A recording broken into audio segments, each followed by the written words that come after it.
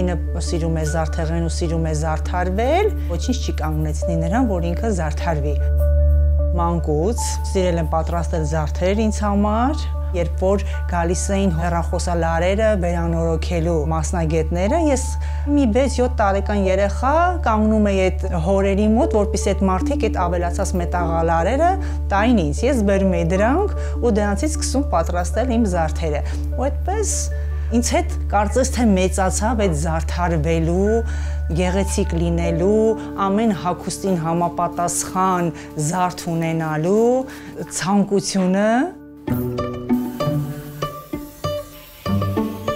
Սովորում էի Փանոս Թերլեմեզյանի Աման գեղարվեստի ուսումնարանում, այդ ժամանակ սկսեցի զբաղվել արդեն պրոֆեսիոնալ զարդագործությամբ, նախնական ընթացքում հումքը կավներ, պոլիմերային կավով էի պատրաստում զարդեր, հետո բնական կաշիներով, իսկ հիմա արդեն մետաղ, արծաթյա եւ պղնձյա զարդեր։ Ինձ միշտ շատ հետաքրքրել է հայկական մանրանկարչությունը, թռչունները, կենդանիները շատ են օգտագործված ու հաճախ ինձ մոտ շատ առանձնանում են թռչունները ու տերևները, այդ բուսական ու կենդանական աշխարհը։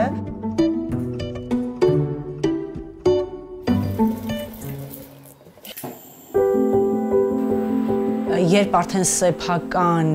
աշխատանքն է, սեփական բիզնեսն է, դու չես կարող առավոտյան 9-ին արթնանալ, գնալ աշխատանքի ժամը 6-ին վերադառնալ։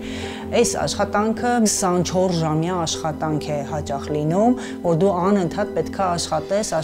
որ կարողանաս զարգացում ապրել։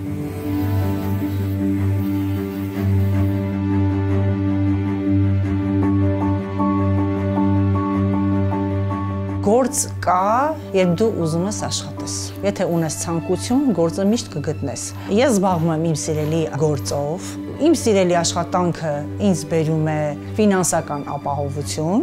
Ես որպես քաղաքացի վճարում եմ նաև հարկեր իմ աշխատանքից ու կարծում եմ ես ունեմ այն լուման, որ կարող եմ զարգացնել իմ պետությունը, իմ երկիրը, իմ հայրենիքը ու միշտ ապրել իմ հայրենիքում։